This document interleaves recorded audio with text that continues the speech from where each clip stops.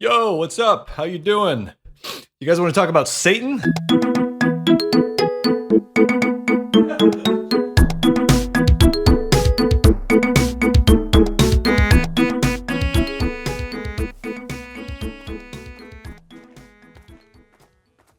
No, I'm serious. And this isn't a religious thing. I grew up in the Bible Belt, so the only Christian I can stomach is one half of the two-time TLC champions, baby. I'm something of a mythology geek. I just like ancient allegories about the human experience encoded in a story about a guy ejaculating on the lettuce and then making his brother eat it. And of all the mythological stories, one of my absolute favorites is the story of the fallen angel. They call him Satan, the devil, Lucifer. I call him my dad. So here's the deal. I'm going to tell you the Charles version of the story of the fallen angel. When I'm done, you will finally understand, same way I did, why you wake up every day and play video games and fart instead of doing anything that will actually make you like or respect yourself. Our story begins where most stories end.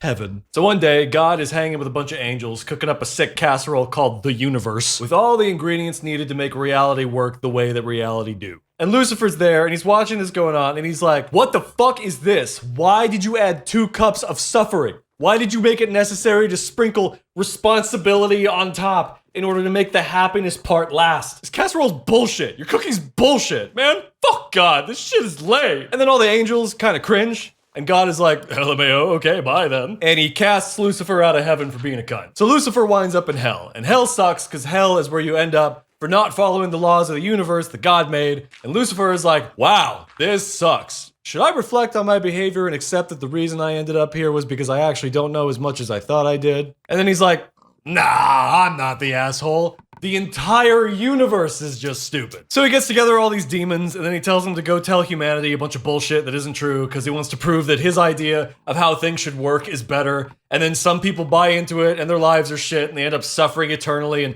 making everyone else's lives suck because they suck. And everyone that stays true to God has the unfortunate responsibility of having to put up with all the assholes, but it's okay because they end up happy and in heaven anyways. Blah, blah, blah, go with God. Okay. Now, here's the deal. That is not exactly how the story of Lucifer goes, I will admit. But before we start writing lengthy comments criticizing my version of the story, just remember that you're arguing with a guy playing Minecraft on YouTube.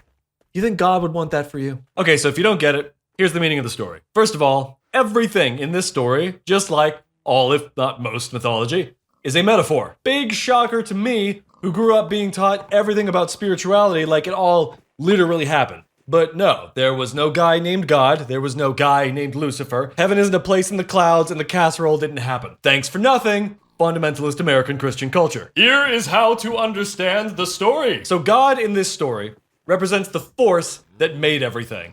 It's sort of like saying dark matter. We don't know what the fuck it is or how to describe it, so we just use a place marker word like God, and you're supposed to understand that it's whatever the hell made everything. Or whatever the heaven. Whatever. Now, for this story to make sense, you have to just kind of accept that the way God made things is essentially perfect. You don't have to believe that if you don't want to, but for the purpose of understanding the story, let's just say that, hypothetically, prostate cancer was a good idea. So heaven represents the place in life that you get to by following God's design. And the angels represent these kind of sacred beings that carry out God's plan. If God is the force that made everything, the angels would be like sub-forces of reality that act out the plan. Like the angel of quantum physics and the angel of my wife's delicious-ass cinnamon buns. Thank you, by the way. You want to say anything to the people? You want to say anything to people about your fucking delicious-ass cinnamon buns? Okay, she's shy. So Lucifer is also one of these sub-forces. His name, Lucifer, means light bringer. And the idea is that he's a really special angel that's probably the reason why human beings are conscious and have such advanced minds. This is echoed in the Adam and Eve story, where he takes the form of a snake that invites humanity to eat fruit from the tree of knowledge. It's a really common idea in the Bible and across multiple cultural traditions to have this idea of like an evil dude or being that rejects the laws of reality and fucks up humanity by making them do what he wants instead, and that's somehow all connected to the mind. Okay, so now that you know the symbolism, what does any of that have to do with not being able to do what's good for you? Hey, you might have already figured it out, and if so, good job. But to be clear, this story is basically the story about why people live shit lives. And It's not a fun lesson to learn, and it takes people entire lifetimes to learn this stuff for themselves. So let me take this ancient fable of humanity's separation from the divine and turn it into something that my fellow Zillennials can understand. Okay, so let me guess. Every day, you wake up and do like a million things you don't actually want to do and avoid doing a million things you actually should do. Yeah, let's be honest. You do it, I do it, everyone here does it, everyone you've ever met does it, everyone is like that.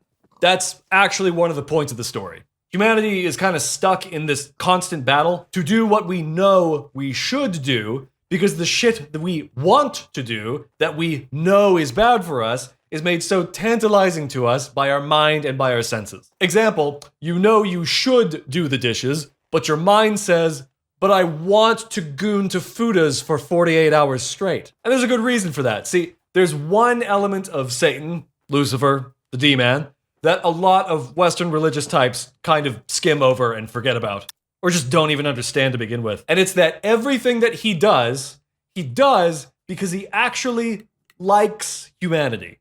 He's kind of our rep. See, you'll never hear about this because it conflicts so much with a certain character that comes much later in the Christian lore that also happens to be very compassionate. But Satan actually does what he does out of compassion for humanity. Like many of us, he thinks suffering is stupid. He thinks life shouldn't be so hard, and that if everything didn't suck so much, it wouldn't be so hard. Things would be easy if the world wasn't so stupid. And he thinks that because he cares about people and he hates that God's creation makes it hard for people to live. This is why I like the interpretation of Satan as the mind. Because if you think about it, what is your brain trying to do 24/7 all day, every day? It's trying to help you. It wants you to survive. It wants you to have fun. It wants things to be easy for you and for everything to be smooth and silky, nice time all the time. The problem is it doesn't know how to do that.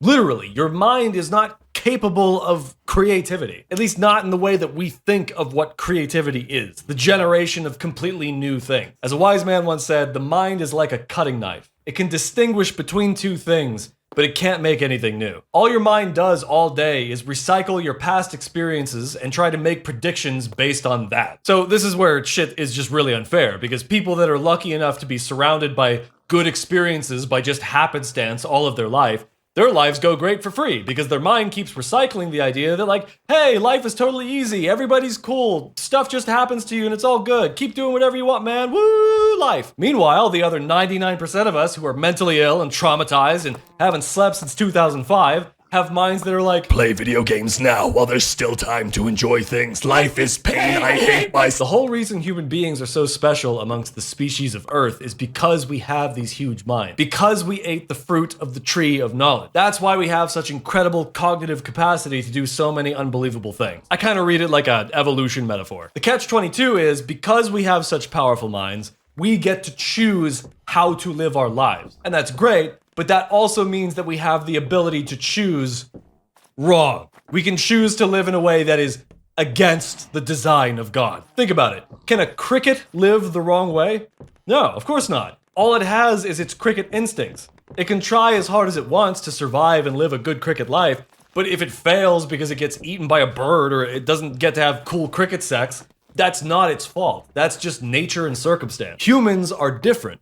We get to pick. We get to choose. But we have to put up with the protesting of our thoughts, of our feelings. And we have to be able to trust that intuitive sense of what we should do, which comes from a place that's beyond words and concepts. It doesn't have reasons why it's correct. It just knows, beyond any ability to criticize or analyze, what should be the next course of action. And you know what the rad part of all of this? Not only is that part of you your, like, true, authentic voice, that's also what God in this story represents. I hate to say it, but the spiritual people are right. There actually is a part of you that is essentially the same thing as whatever God is. It's just that that thing, the thing that you actually are, is experiencing a human body. But that's okay, because it's in touch with the source of creation, so it knows exactly what to do with this flawed human experience. Not because it wants to, but because it knows it's the correct thing to do. And that means it might lead you in the most uncomfortable, scary, pointless sounding directions in the world. But that's okay, because that's just a list of words and concepts and feelings, and those come from the mind anyway. So I apologize if this is a little esoteric and difficult to understand, but if you get what I'm trying to say, that it's like, okay, so who are you gonna listen to? The infinite wisdom of the divine energy that is the true, authentic you that knows exactly what to do with your life? Or like the internal dude that screams about how shit is unfair and we should just sit around and watch YouTube all day? Like, fuck that, man. I identify as nothing. My thoughts and feelings are a product of psychology and karma. God did not put me on earth to goon to fudas. So if you want to know the answer to why you don't want what's good for you, it's because what's good for you is in a completely different category than the things that you want. Your wants come from your mind, and your mind is just a bunch of shit that happened in the past pretending like it's the future. And also you. What's good for you might be what you want, or it might not be. It doesn't matter. If it's what's good for you anyways, might as well do it. And if you're wondering, like, what happened, why you ended up this way, if this voice that knew what's good for you was, like, always in there alongside your mind, it's simple.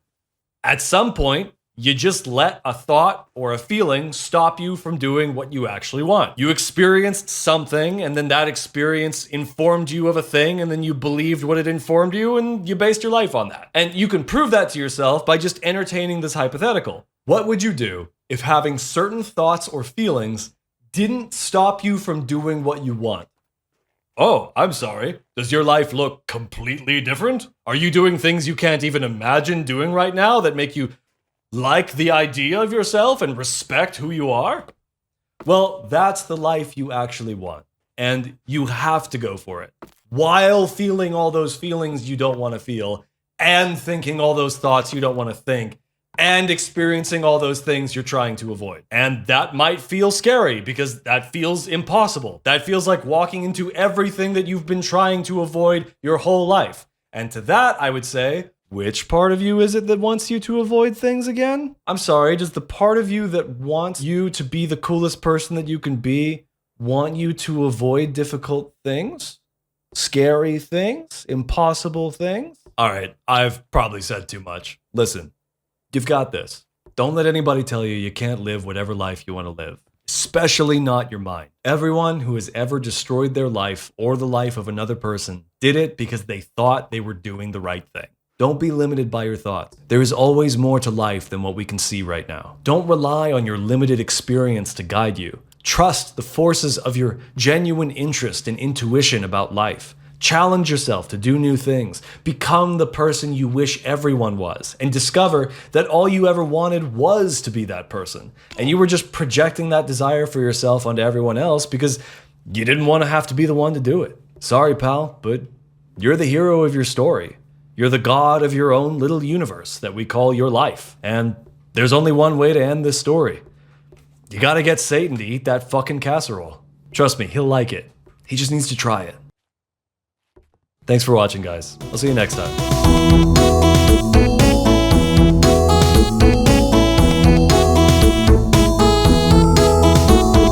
Hey, by the way, before I go, I just wanted to let you guys know, I've decided to start taking questions. I like to sit down and just think about the kinds of questions that I'm interested in and then answer those, but the reason why I'm making these videos is because I want to share things with other people, and I figure the best way to make sure that I'm talking about something that people actually need to know is to just get your guys' input in the first place. So if you send a question to this email, there is a chance I will make a video about it. Alright, that's all. See you guys.